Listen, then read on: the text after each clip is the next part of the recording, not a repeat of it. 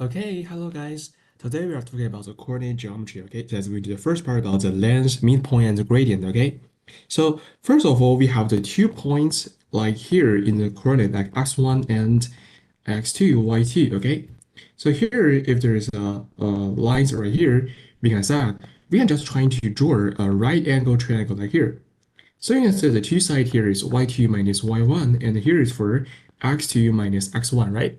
So you're going to try to find the length here just using Pythagoras theorem, been learning IGCSE, right? That is for square root y2 minus y1 squared plus x2 minus x1 squared, okay? That is it.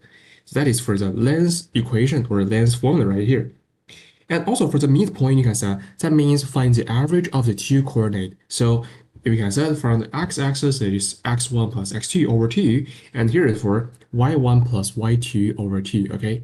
So please remember that when we have the midpoint between 2 and 10, you can say that is 2 plus 10 over 2. That is the average, which for 6, but it's not for 10 minus 2 over 2, okay?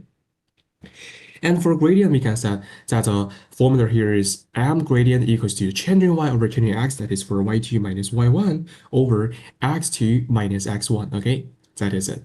So we can say if here the gradient is bigger than 0, that means the lines goes up, and the gradient m, if it's smaller than 0, means the lines goes down, okay?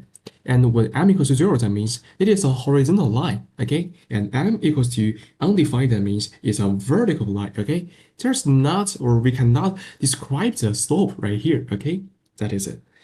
So we also have the parallel and the perpendicular lines. The lines that parallel means they have the same slope, they have the same gradient, that is m1 equals to m1.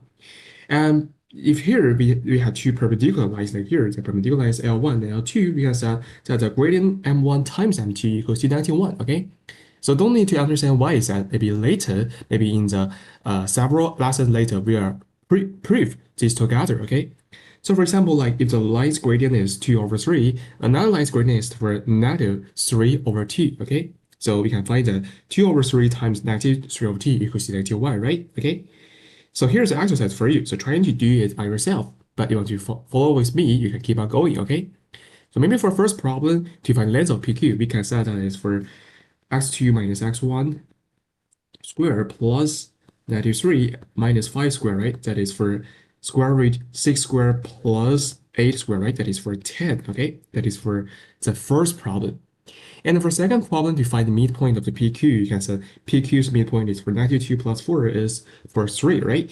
And the y value is for 5 plus negative 3 over 2 is for 1, okay? But the midpoint here is 3, 1.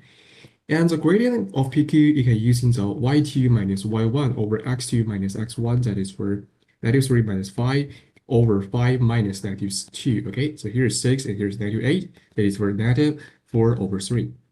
And if you want to find the gradient, of the perpendicular lines, that is m times the original line's gradient, that is negative 4 over 3 equals to 91. So here, gradient equals to 3 over 4, okay?